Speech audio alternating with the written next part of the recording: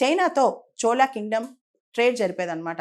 దానిలో ఈ మలక్కా స్ట్రైట్స్ ప్రాంతంలో శ్రీ విజయ కింగ్డమ్ ప్రోత్సాహంతో చాలా మంది పైరట్స్ వచ్చి వీళ్ళ షిప్స్ ని అటాక్ చేసేవాడంట.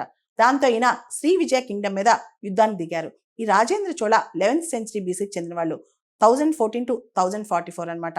ఈయన సిటీ ఒకటి కట్టారు, అలానే అక్కడ టెంపుల్ కూడా కట్టారు, గంగై కొండ చోళపురం అని చెప్పి. సో ఈ గంగై కొండ చోళపురం టెంపుల్ కన్స్ట్రక్షన్ ముందు ఈయన ఎక్స్పెడిషన్ కూడా వెళ్ళారు, చాలా పెద్ద ఎక్స్పెడిషన్ కూడా వెళ్ళారనమాట రాజేంద్ర చోళ. తమిళనాడు, తర్వాత కోస్టల్ ఆంధ్ర, ఒడిస్సా, తర్వాత పాలా కింగ్డమ్, మహీపాల అని రాజు పరిపాలించేవాళ్ళు. పాలా కింగ్డమ్ లో మహీపాలుని కూడా ఓడించి ఈయన తిరిగి వచ్చిన తర్వాత గంగై కొండ చోళపురం టెంపుల్ కూడా కన్స్ట్రక్ట్ చేశారు. ఆ సిటీకే అంటే గంగై కొండ చోళపురంకే ప్రధాని మోడీ గారు వెళ్తున్నారు అనమాట.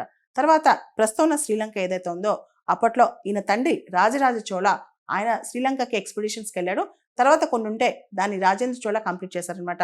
రాజేంద్ర చోళకి చాలా ఖ్యాతి ఉంది, కానీ రాజేంద్ర చోళ చనిపోయిన తర్వాత ఆయన కొడుకులు ముగ్గురు చనిపోవడంతో ఆయన కింగ్డమ్కి వారసులు లేకుండా పోయారు.